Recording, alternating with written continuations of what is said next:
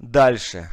Я рассказываю очень много, особенно в первой части этой трилогии. Я рассказывал про потребности, почему это очень важно, почему вообще нужно уцепиться за свои потребности, а точнее за самый превалирующий, главный, и идти к ним. Потому что вы когда идете к своим потребностям, целям, мечтам, вы получаете удовольствие от жизни, само приближение к целям вырабатывает гормоны счастья у вас, и внутри вам становится хорошо.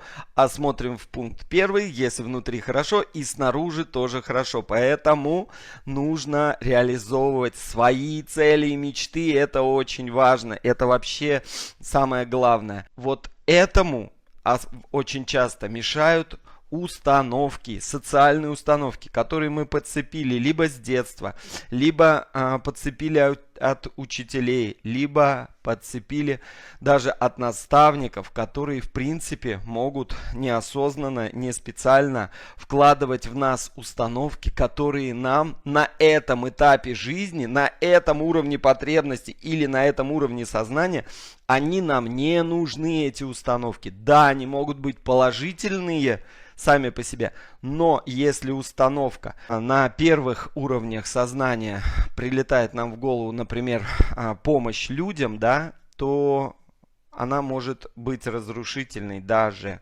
Я при этом не говорю, что не надо помогать людям.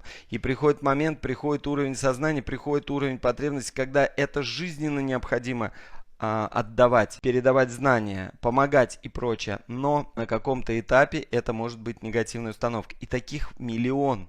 Про деньги только 200 установок, более 200, представляете? Так вот, разобраться с установками это очень важно.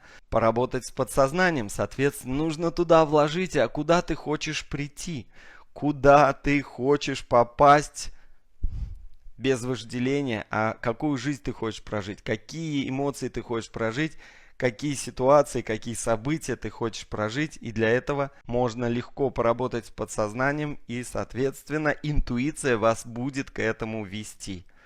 Это все мы говорили на прошлых занятиях. И вот мы подходим к пятому пункту.